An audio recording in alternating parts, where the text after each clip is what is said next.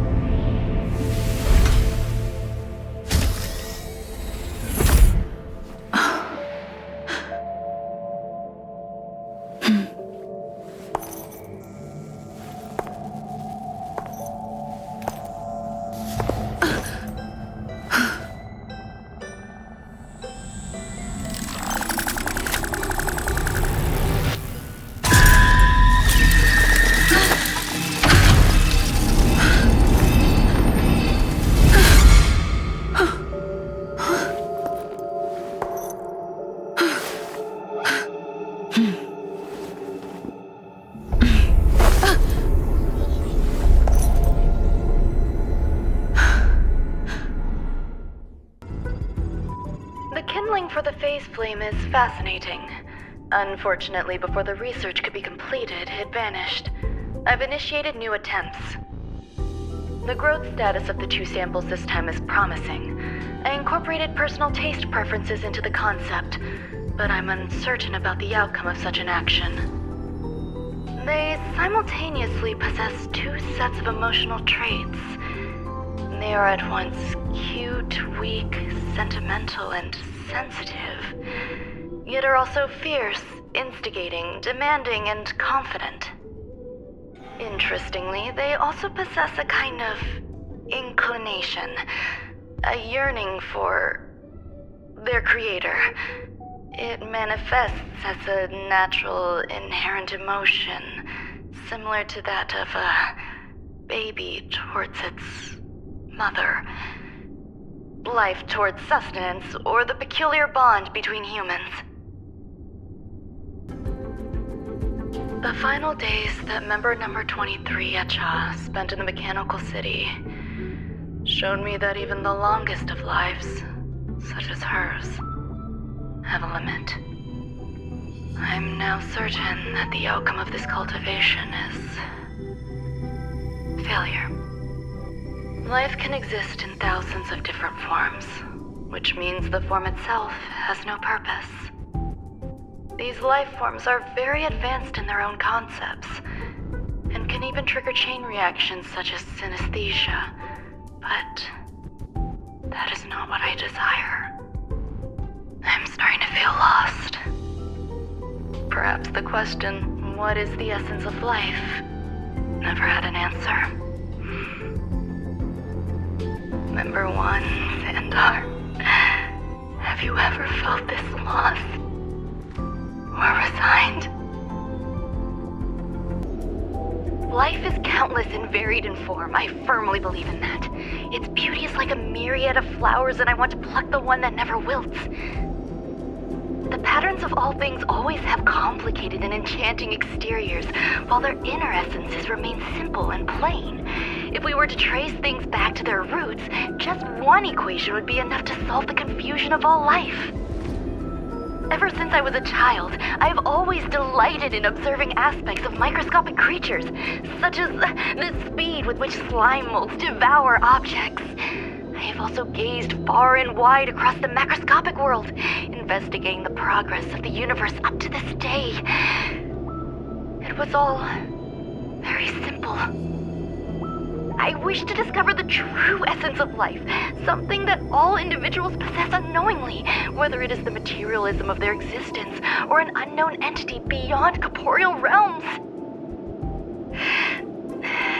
To avoid blind faith in science, I cautiously raised a query. Would Ram-May be able to peel away external influences? Just like pinpointing a coordinate, would she be able to uncover life's most primordial and beautiful form of existence? I thought of one life form that would truly lie beyond my reach, and that is... I thought of one life form that would truly lie beyond my reach. And that is an emanator. I cannot comprehend what an emanator is. Scholars view them as the executors of the Eon's power. So, when did it begin? And at what point did they become closer to the Eons than any other life form? At first, I tried to create a genius. I failed. That question has no solution yet, and a long journey of discovery still lies ahead. However, erudition isn't the only path in the universe. If we set logic aside, would there be more primitive and pure emanators on other paths? Of course there would be. Tazeront. I was able to see the beginning and end of the swarm disaster through the simulated universe, obtain data on the Imperator and Sectorum and their descendants, replicate them, nurture them, and create a brand new scientific discipline. It is a logical decision. I will certainly succeed. The entity that I reconstruct will bloom into a life never before seen. Will Herta and Screwlum like this experiment? Most likely not. Therefore, before they realize what I am doing, I must hurry my work, as well as find a fitting assistant.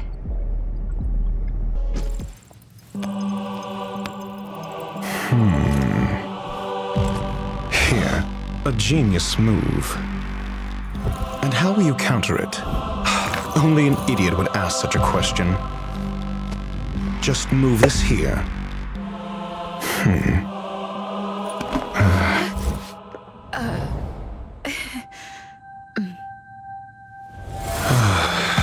You look distressed.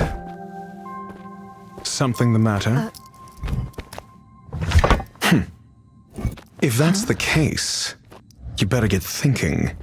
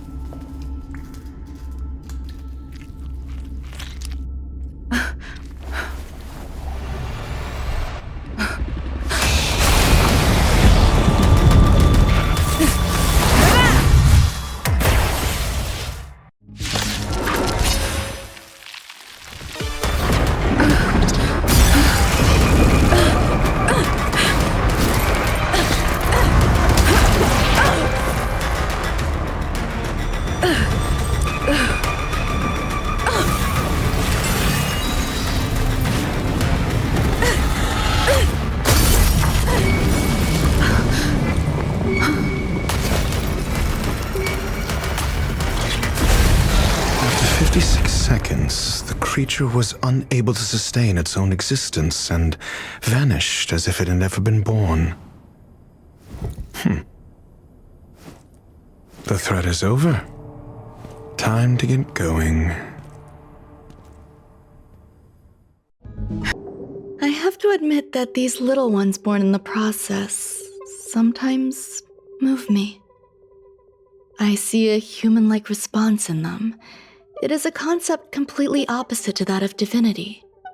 They have emotions. Emotions may be either positive or negative. However, the love rooted in the depths of their heart is eternal and unchanging. They're still a long way from becoming geniuses, and are therefore unable to discern whether this love is one of friendship, romance, or familial love. That being said, can even geniuses tell the difference? I cannot, at least. I do not understand what love is, and cannot respond to their feelings. Do you believe my actions were wrong?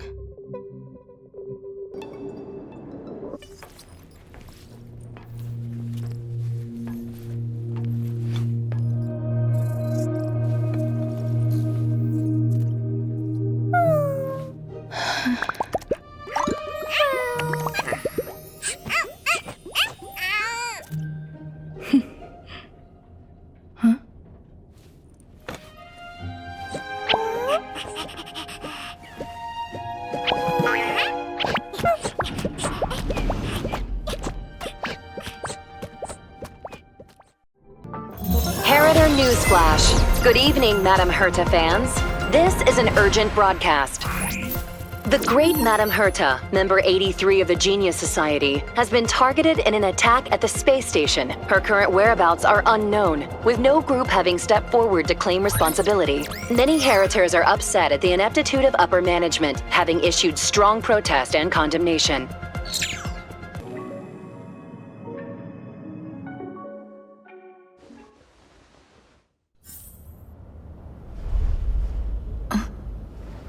Mr. Scrollum, this was a premeditated attack.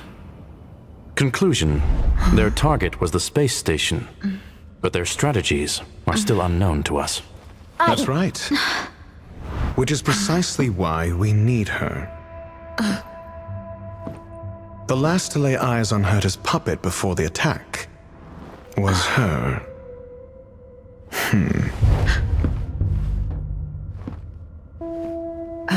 And you are? This is Dr. Ratio of the Intelligentsia Guild, a delegate from the IPC. She's only just woken up, dazed. She may need a few pointers. Heritor Newsflash. This is an urgent broadcast. I repeat, this is an urgent broadcast. News has finally emerged regarding the attack on Madame Herta. The Annihilation Gang has claimed responsibility for the incident and warned of further activity. The Guild has expressed utmost condemnation. The gods of the starry skies have abandoned the world. They give no thought to the masses. Only the wounded savior can bathe the world in the firelight of destruction. Yet always there are cowards trying in vain to reject their favor and escape the wounds. Flee then. Flee as far as you can. No matter the distance, annihilation will find you. Could it be? What is it?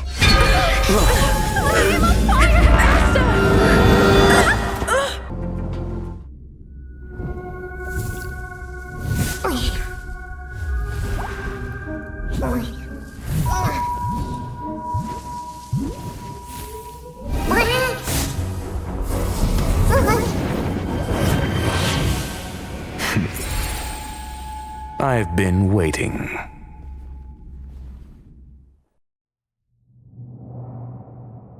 Fallout from this incident remains. Surely you have plenty of pressing matters to attend to.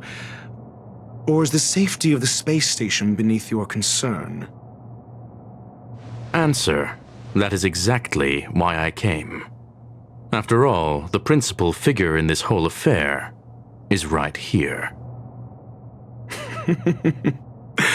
When did you start to doubt me? When one is immersed in academic research, skepticism comes far more naturally than belief. I've had the same bad habit as you since the beginning, Mr. Ratio. I must say I'm quite honored, Mr. Scrollum. But do explain, why opt for silent wisdom when you already had the pieces of the puzzle? For curiosity's sake. Affirmation. I made the same decision as you, to accompany and observe. Oh, and when did you become convinced? Objectively speaking, aside from some minor spiritual trauma, no researchers were hurt in this attack, which never aligned with the Annihilation Gang's modus operandi. Logic?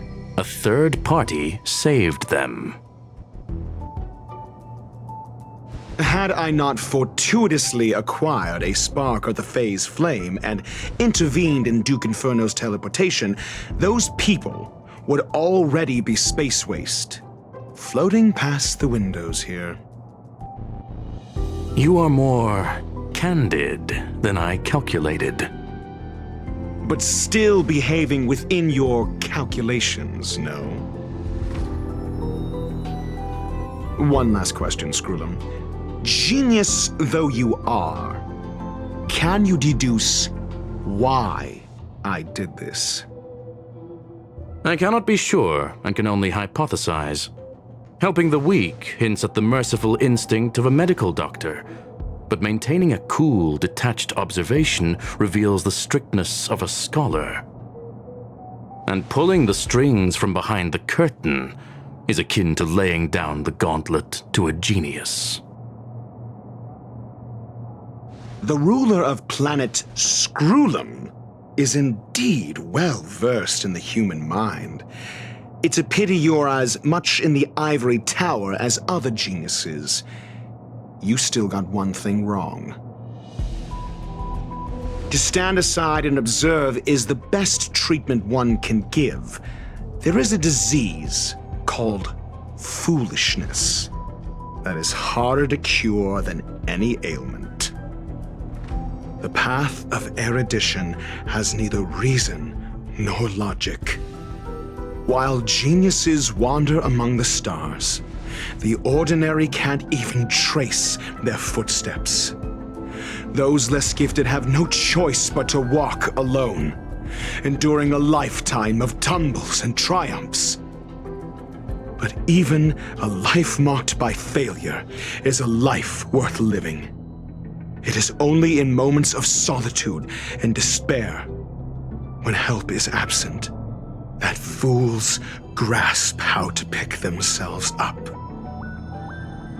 I have a fastidious nature. I cannot stand fools, idiots, or imbeciles. Seeing them fills me with dread. Regrettably, this space station is just like the Intelligentsia Guild, devoid of geniuses and filled with mediocrity. You wish to uproot the researchers' blind worship of geniuses. I am only laying out my questions. As for the answers, they'll find them themselves. Pursuit tinged with negativity is still pursuit, and it is capable of leading us to the right conclusion. For the masses of the mediocre to reach a level of awareness, this is a necessary rite of passage. You are indeed more like a medical doctor than a scholar. As for the spark I leave behind, I believe Asta will deal with it properly. it is also a lesson I left for her. With that, I take my leave. I look forward to future encounters with such brilliant minds. Let's hope they're as memorable as those we had today.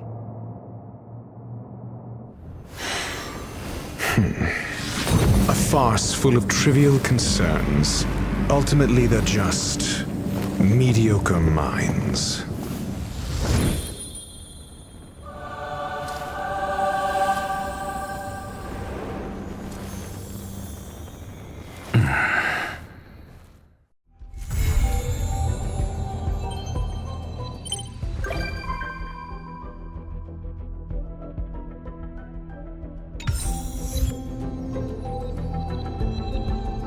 Goddess Adrilla